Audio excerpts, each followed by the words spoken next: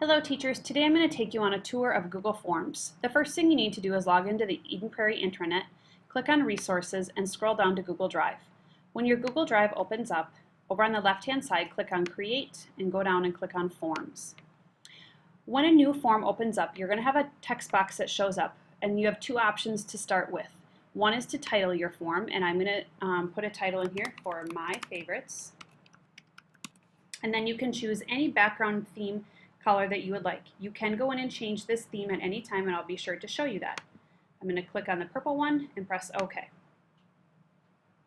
A couple features that I want to have you take note with on a Google form is the Responses tab and the Tools tab. These two pieces are a little bit different in a Google form compared to your other Google Apps applications, and I'll get back to those in just a moment. The other pieces that are a little bit different for you are View Responses, Accepting Responses, and View Live Form. To view a response, when you start having your students collect their information, it goes into a spreadsheet, and I'm going to show you what that looks like in just a moment. Accepting responses, you can turn this on or off depending on when you want your students to be able to have access to your Google form. And to view your live form, you can see what it looks like using the purple background, and I'll be sure to do that for you in a moment as well. Under Form Settings, right now the box is checked that requires Eden Prairie Schools login to view the form. What that means is that all students or participants have to have an Eden Prairie Google Apps account in order for them to access this form. If you do not wish to have that box checked, you can simply uncheck it and click OK. A few pieces within a Google form that I just want to point out to you are, first of all, the title. I can go back and change that title at any time. I can include a form description if I feel that the form needs a little bit more purpose or explanation. And then I can simply go down and start adding in my questions. I'm going to do a sample form with you today.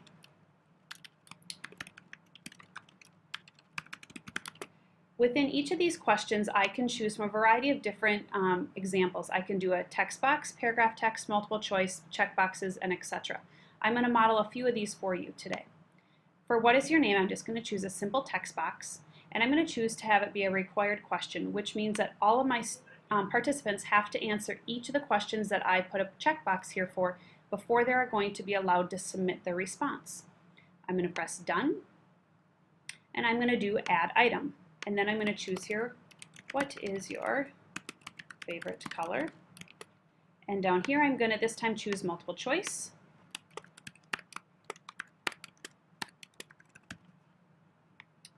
Click on Done, Add Item.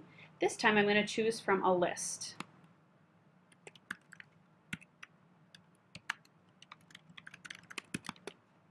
And when I choose from a list, I can put in my options here.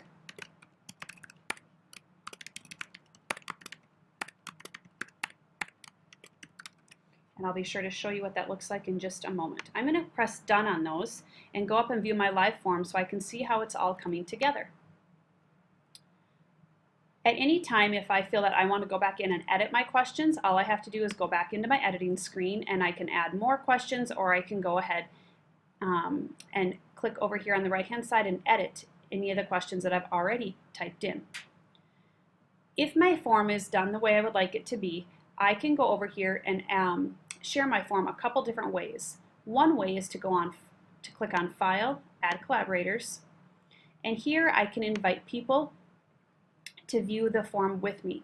As teachers, if you invite people in here, you can choose to have them have editing rights, viewing rights, or commenting rights. I'm going to add in one of my team members here so you can see what that looks like. I can also choose to send a message if I would like to, notifying my teammate that I have this form created. The one goal with this opportunity is so that if Lindsay was working on this Google form with me, she then could also go in and edit pieces of it or change questions around as well. So it works really good for collaborating together. Students could also do this together if you had your students creating a Google form together, possibly following the culmination of a project or the unit of study in your classroom. You can also choose to send a link to your collaborators so they could have quick access to your form.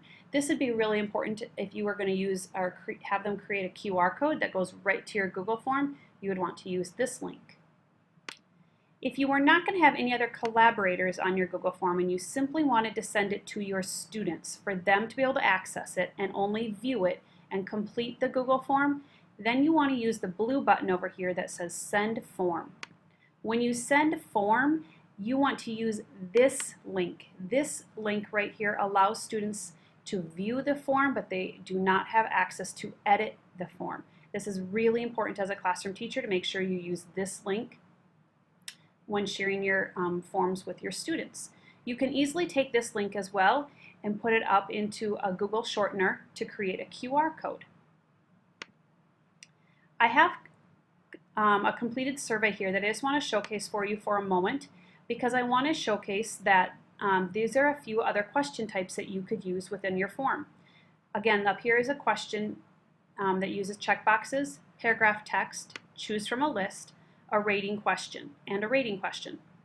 Down below here, I also want you to notice the submit button. Students sometimes forget that they have to scroll on down and hit submit before they're finished. Once your students have successfully completed their form, you will start see responses coming in. And this was the responses tab that I mentioned at the beginning of our tutorial today. When you want to start viewing the data that you've been receiving, you can click on View Responses, and it pulls it up into a spreadsheet for you. Within this spreadsheet, you can organize your information using conditional formatting, just like you could using Microsoft Excel, or you can click on Form, Show Summary of Responses. This is really helpful for you to get a quick glimpse as to what the information and data in your poll is showing you. Within a classroom, Google Forms have been commonly used for pre or post assessments, to collect inventory information about your class, to send out parent surveys and parent information, or you can even do it to collect more information from your parents regarding events that they might be hosting at your school. If you have any further questions, please go ahead and contact your iLearn specialist. This is just a quick glimpse of what a Google Form can do for you and your students in your classrooms.